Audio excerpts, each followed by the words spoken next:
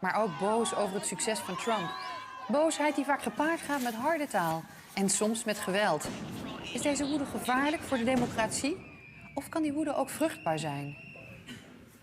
Aan tafel twee denkers van wereldfaam. Martha Nussbaum, hoogleraar recht en ethiek aan de Universiteit van Chicago. Ze schreef onlangs dit boek, Woede en vergeving, waarin ze waarschuwt voor boosheid in de politiek. Ze is in Nederland op uitnodiging van de Internationale School voor Wijsbegeerte. En tegenover haar zit Ian Buruma, hoogleraar democratie en mensenrechten aan de Universiteit de Bard University in New York. Welkom. Nog even dit gesprek wordt live ondertiteld, dus helemaal volkomen wordt dat waarschijnlijk niet. Welcome. Mrs. Nussbaum, if we look at this political reality, at populists taking the stage in Western democracies, many analysts, they then point to anger as a fertile soil. You just wrote this book, Anger and Forgiveness. Do you feel anger explains for this uprise of populism? Well, I guess I want to say, first of all, what explains the anger? Because I think anger has not always been so intense as it is now in the US and in Europe. I think behind the anger is a feeling of helplessness and a great deal of fear. There's a great deal of uncertainty about jobs, as the previous speaker rightly said, and people feel they don't understand what's happening to them. Particularly white men in America are finding their living standard declining, their health status declining, and they don't know why. I think a lot of it has to do with the shift in the kind of jobs that are available that require higher education, and the high cost of college education is part of the problem.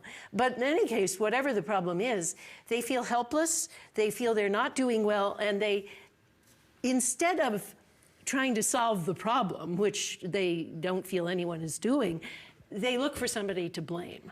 Anger makes you feel like you're powerful and you're in control because you can pay back your pain on somebody else. And so they look for a scapegoat, whether it's the illegal immigrants, who of course are not taking their jobs. They're taking some jobs, but they're not jobs that white working class men used to do. Or they blame women, because women are now very successful in education and in employment, or they just look for some hypothetical adversary. Muslims in America are basically fictional adversary because most people have never met a Muslim. They just think there's some, well, really, there are very few Muslims in America, and most of the ones that there are from India, Bangladesh, and they're very assimilated, and they're mostly living in cities. So most people that voted for Trump have never met a Muslim, and there's this fictive adversary who just is the person who's come to destroy my lifestyle. And the idea is if we can only do something dramatic to pay back, then we can restore our living standard. And it's all quite fictional. And the idea, symbolic. We'll build a wall, and then all of a sudden things will be better. Do you agree? Well, I'd rather use the word, I mean, sometimes it's right to be angry. The people during the civil rights movement in the 1950s and 60s in the United States were quite right to be angry against racism. So I don't think it's always a bad thing, nor can you say that politics is divorced from emotions. I prefer to use resentment rather than anger. And people What's the difference? Well, people in this country may or may not remember the famous essay written by Menno ter Braak in 1936 or 7 called National Socialism and the Politics of Resentment. And resentment can often be a question, it's not only economic, it can often be a question of a loss of a sense that you're losing status, a sense that you're losing pride. And democracy promises total equality. And of course, some people are more equal than others. And so people get angry or resentful, and that can lead to very poisonous politics. For example, if in America, until not so very long ago, if you were poor, if you were white, living in the South or elsewhere, you always knew that there were other people who were beneath you. Who were worse off? People of color. Now you get a president who's half African, went to Harvard and Columbia, and is clearly better than you. And I think a lot of the rage against, a lot of the anger, resentment we see now, not for nothing, comes as a backlash against having a black American But president. I want to get philosophical now for a minute and talk about what anger is. Because actually all the classic philosophical definitions of anger, both in the Indian tradition and in the Western tradition, starting with Aristotle, say two things: that anger is a pained response to a wrongful damage. Now, so far so good, I think. It's good to notice wrongful damages and to protest them. But it also includes within itself a wish for payback, a wish to make the oppressor suffer. Now, in fact, the civil rights movement was not a movement that wanted the oppressor to suffer. It was deliberately a movement of non-anger and non-violence, and that was very, very important to King. He said the strike-back tendency is what we have to get rid of. And so, you know, in my book, I talk a lot about King, about Gandhi, and also Nelson Mandela, all of whom thought, you know, that payback part of anger is what doesn't move you forward. Protest, yes, and deliberate work against oppression, yes, but not this backward-looking thing. If I only strike back, then I'm better off.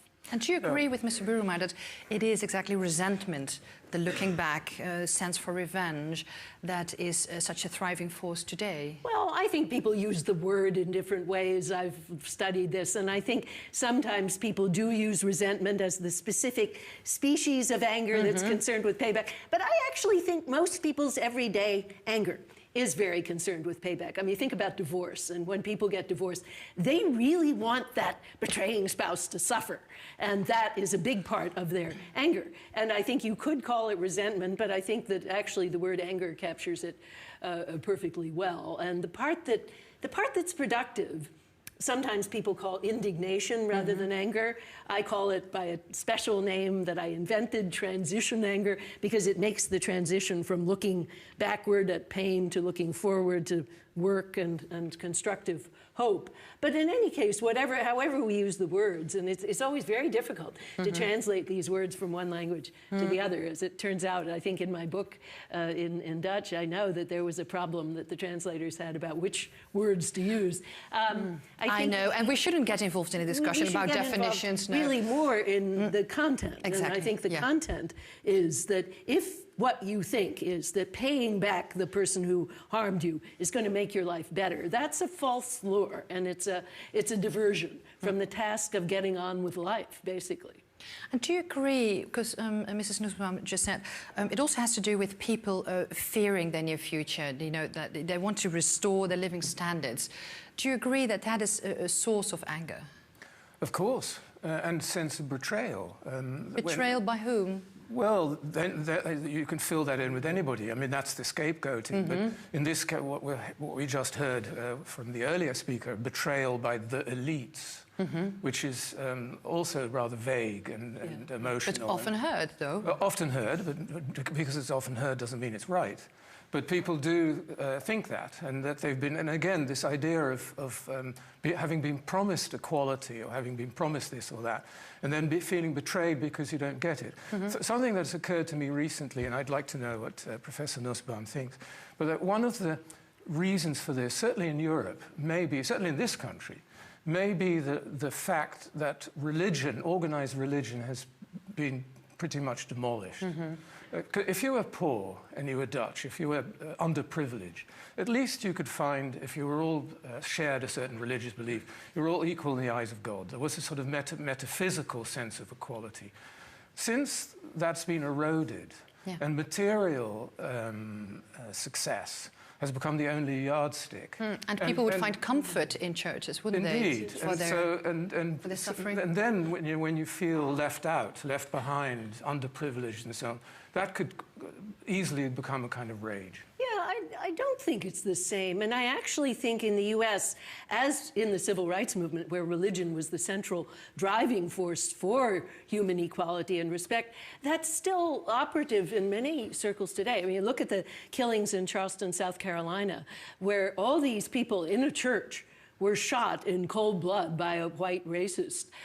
Their religion was a tremendous help in turning to a nonviolent response and to a response that involved a kind of generosity of spirit that was quite remarkable. I think religion is certainly not always a good force in America. There's a lot of appeal to religion to marginalize gays and lesbians, and also it's sometimes a force for misogyny. But by the same token, it's a force for equality. I mean, there are religions and religions. My own Reform Judaism has been a major force for the equality of gays and lesbians and has gone to Congress and all over to campaign for that. So it's a very mixed bag. And do you feel that there's a relation between the loss of religion amongst the majority of Western populations, the loss of that religion, and the turning to populism? Well, I don't think it can be, because the U.S. is probably one of the most religious countries in the world today. It's very different from Europe in that respect. Large proportion of people going to church on a regular basis, and yet there is the same rise of populism. So I guess I would think it's more the tremendous economic uncertainty combined with the shift in the global economy from construction, working class jobs to jobs that require a lot of education. And in our case, there's this particular problem that we have, which is that higher education, it's excellent in quality, but it's very costly. Even in the public universities, people would have to pay, you know, $15,000 a year tuition to attend a public university. If they're going to go to our university, it's much, much more than that. And so all of a sudden, people realize their children are not going to do well unless they have this education that they can't possibly afford. And so this expectation, your children are going to do better than you, that was a big part of the American dream. That's a defining thing, exactly, for the American dream, for example. And I don't know if that's true in Europe. Is that, would you say? Well, except I would say two things about America. The genius of, if you can call it that, of American evangelical Christianity is that it's combined materialism with faith. If you look at billboards in Texas and places like that, the billboards that advertise banks are almost exactly the same in wording as those that advertise different churches. If you follow God, you'll be rich. That's basically the promise. And if you get rich, that means God loves you, which is a sort of an old Calvinist conceit anyway.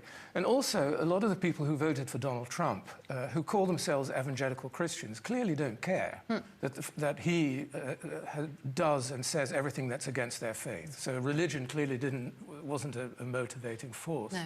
Now, in Europe, I think, like everything else in Europe, you have to look at it country by country, because we've all had different histories. And even though we're all being plagued, and I use that word advisedly, by forms of right-wing populism, the form it takes, I think, depends very much on the country's history and culture. But Protestantism in the U.S. is of many shapes, and the black churches have been a major force for hope and for solidarity in the inner city communities. In my city, when we have these terrible problems of crime and of police misbehavior, there's a big attempt to get the police to be more responsive to local communities. And in these meetings between police and the inner city community, they typically begin with prayer. And my colleagues from the law school say, oh, that violates the Establishment Clause. Well, it probably does. But on the other hand, it's the way that there can be a solidarity between the police and the black community is through the power of prayer. I'd like to take it back once more to economic uncertainty.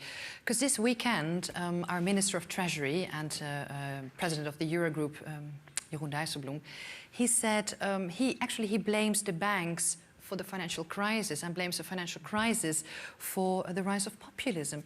Does he have a point in that? He has a point, of course, because, and again, it was the right that deregulated banks and financial institutions and so on, which had played a very major part in the crisis in 2008. And which caused enormous hardship all over the world. And, of course, the people who suffered most are still voting for the very parties that created this mess, which is one of the sort of ironies of modern politics. A bizarre thing, isn't it? Yeah. But, well, people are rather bizarre in that way. But then, would you consider this anger leading to populist votes, would you consider it also a crisis of an economic order, a certain economic order that has left so many people behind? Well, I think it's a crisis of a particular version of it, a version that's very tilted towards the top 1%, actually. And we see this and worldwide, the top 1% has a larger and larger share of the economy. But that's not, so the other possibility is not to, I think, to shift away from capitalism altogether, but rather to have a more heavily regulated, redistributive capitalism. And so having a sensitive and sensible economic plan is what we really need. And I did think that Bernie Sanders in our campaign was quite right to point to some of the problems, but then his solutions were very vague and very, payback-like. Like, this just says, pay back the banks. And there wasn't much in the way of a constructive program. And I would like to see much more in the way of a pragmatic solution to these problems. Then, in a way, you can consider this rise of populism also being a sort of a class struggle. Is that what it is?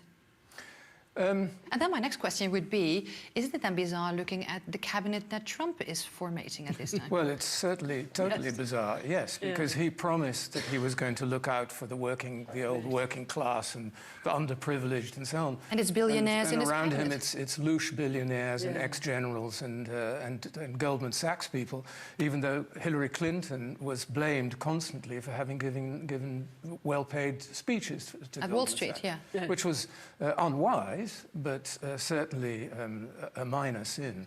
Yeah. No, I agree with that. Totally. And I mean, but on the other hand, if people wake up to that, that could be a good thing to shift the energy of populism in a much more constructive direction. It might be, of course, also be a bad thing that then they feel doubly betrayed, and the anger that you described could get even worse.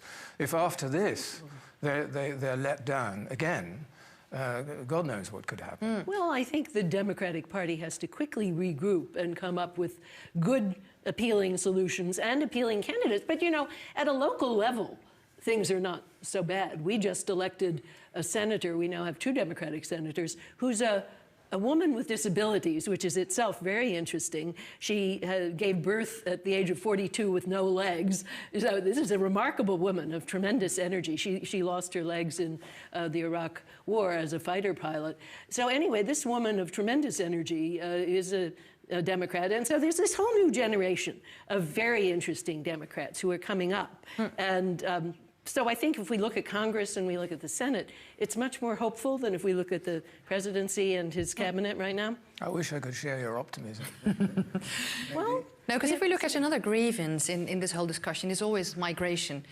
Do you explain that by the scapegoating that you were referring to earlier? Well, or is there also identity politics in play? This scapegoating of illegal immigrants is pure scapegoating because everyone knows that those people are not stealing jobs from American working class people. They're doing jobs that American working class people consider it beneath them to do, and they're doing it for very low pay, and therefore they're not real rivals. And so part of it, I think, is racial politics. There's a lot of mistrust of Latinos as such. And there's this feeling that having been a white nation, we're suddenly going to soon be a majority-minority nation. Latinos and African Americans together will soon be more than 50% of the population. So there's this fear of dark skin and fear of change, and then the scapegoating of a particular group. And then if you sum up the fear, the uncertainty, it makes people vote for maybe more authoritarian leadership, which brings us to the question whether there's also, many people say now, a fundamental crisis in liberal democracy. Well, I think there is, because I think one of the great dangers, and again, this was discussed in the earlier segment, one of the great dangers, as far as I'm concerned, of the new populists is that they're undermining the institutions of democracy. And that could happen under Trump, and in some ways it already has. Yeah. Institutions are only as strong as our willingness to support them. And can you give me some examples of how Trump is undermining? Well, I'll give you a much more local example. If you get one of the most popular politicians in this country who openly says that the judiciary is fake and that Parliament is fake, that sends out the signals that the institutions upon which democracy is based are basically fake. Now, if that's one of the most, you could say, you know, everybody should have the freedom of speech, which is, of course, not true. There is no such thing as absolute freedom of speech. It depends on who you are, the circumstances, and so on and so forth. If the King of Holland were to say we have too many Jews in this country, everybody in this room would clearly say that this cannot be said. Even if you think so. I actually differ from you. Well, I don't think it's absolute. I actually agreed with a lot of what the previous speaker said, because I think that whenever you have laws that penalize the expression of any kind of hate speech that's not directed at inciting imminent physical violence, that is a loose cannon that will quickly be turned around. And it is allowed, you say. In the U.S., the people who were penalized on those grounds were the civil rights workers, because they were held to be inciting violence by the Southern leaders. And so we have a history where the freedom of speech was curtailed in order to prevent the expression of civil rights protest. So with that history in mind, we came around in the case called New York Times versus Sullivan to a very strict account of freedom of speech. And over a series of cases, now the standard is, unless there's imminent danger of physical violence, the speech cannot be suppressed. And I think that's a good idea. I think that's entirely true from a legal point of view. What you're describing is the First Amendment. Right. I'm not in favour of courts prosecuting people, except in the case of threatening violence or using violence, prosecuting people for what they say. But there are a lot of rules that determine what we say in our daily lives or what we write that are informal and not legal. And we negotiate that all the time, and that depends on who you are, what you're saying, what circumstances, and so on. And so freedom of speech, if you don't take a totally legalistic approach to it, is never absolute. There are certain things you would never say at this table, even if you might, if you get blindly drunk, think so. And no, I agree with that. But that's why a politician should be careful. That gives you penalties under the law for exercising that agree speech. with That's you on a different matter, and that's what we were I totally talking agree about. with you on that. But if a politician says our judiciary is fake, that's dangerous, because then and especially if you defend it by saying, oh, but that's what many people believe. Well, that's the danger. Well, sure, but I think a lot of speech that is dangerous as such should not be legally suppressed. No, I agree with that.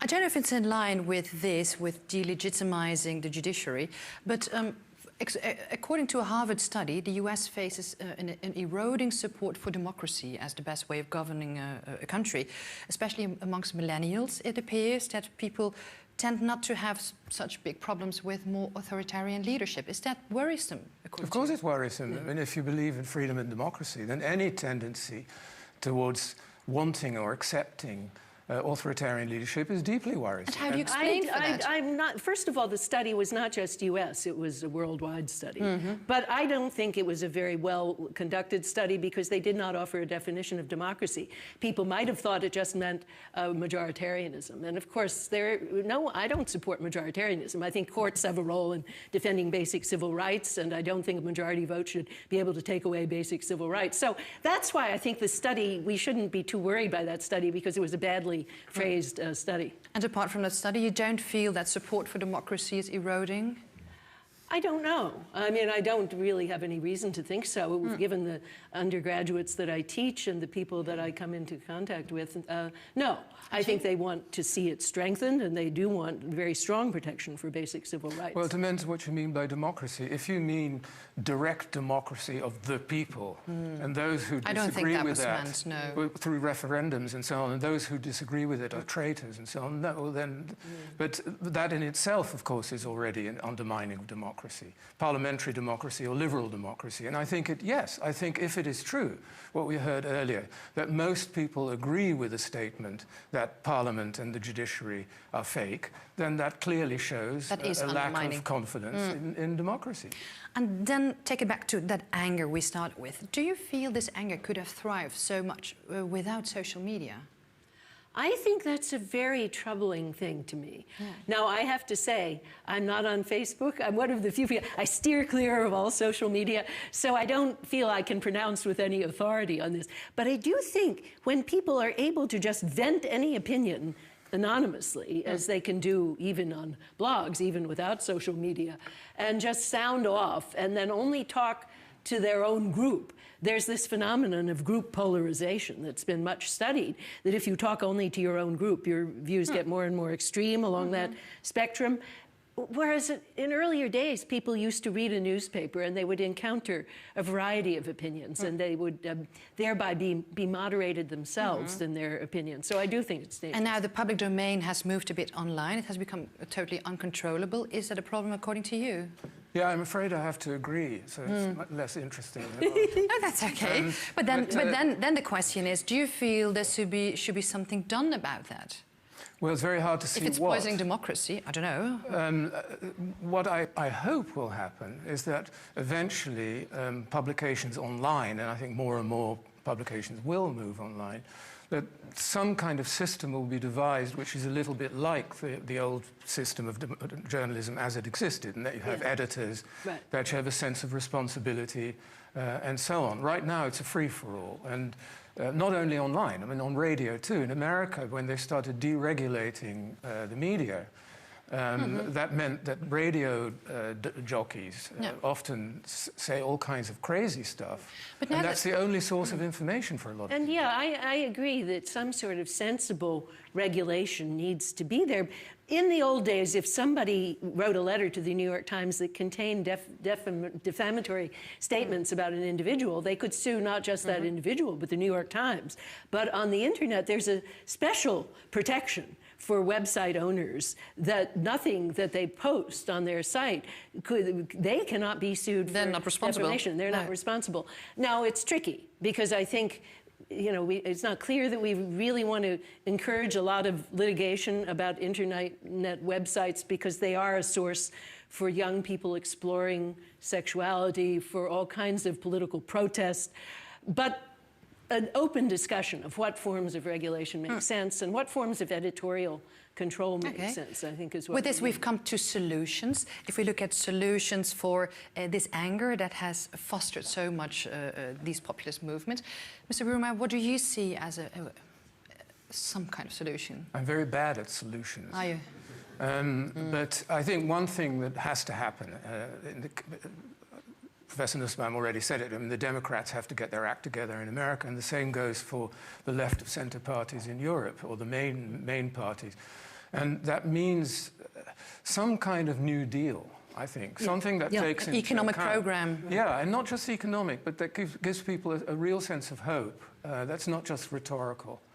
And how that's to be done, I mean, the huge popularity of Piketty's book on capitalism shows that there's a real hunger for new solutions and new answers to this. I mean, it doesn't mean that his book was the answer, but anybody who, he already has become very rich on this, anybody who has a solution will be comfortable for the rest of his life.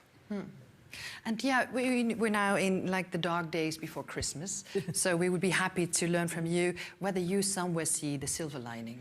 Well, I guess in addition to all the other things that Professor Buruma has mentioned, I would like to focus on education because that is now the passport to jobs. And in the US, it's much too costly.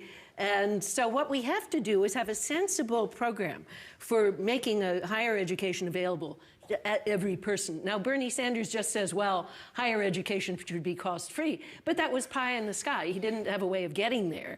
And indeed, I think making it free for everyone is probably not a good idea because that just means you're subsidizing the rich people and in addition to subsidizing the poor people. So much greater commitment to what's called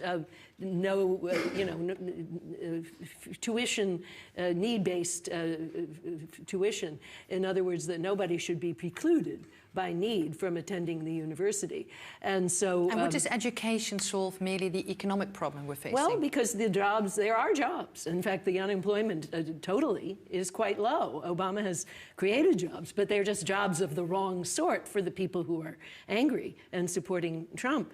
They're jobs that require a college education. But then they can't give their children that. So we have to give them hope. And I think the hope comes from making college education available to everyone. Now, Hillary Clinton actually had a pretty good program for how to do that in the public universities. But that's just the tip of the iceberg because most of our good universities are either they're private or they're de facto private because they're public, but they have a big private endowment. So we must use more of that money for financial aid and for making not just undergraduate education, but legal education, medical education available to people who are Depends on the kind of education, of course. I mean, it's easier to get a job if you're a good carpenter than if you've been to media studies at some second-rate college. And so, the angriest people are those who are sort of half-educated. I mean, the people behind 9/11 were all educated. They all been to college. But there was nothing really at the end of it. And so I think you have to be very careful with these. I agree that a better education policy, certainly in the United States, is essential, but you have to be very, very precise about what the aims are of what is needed. Yeah. Right. Okay, thank you very much for this discussion. Professor Buruma, Professor Nussbaum, it was a pleasure to have you here in Buitenhof. Thank you very much. Thank you.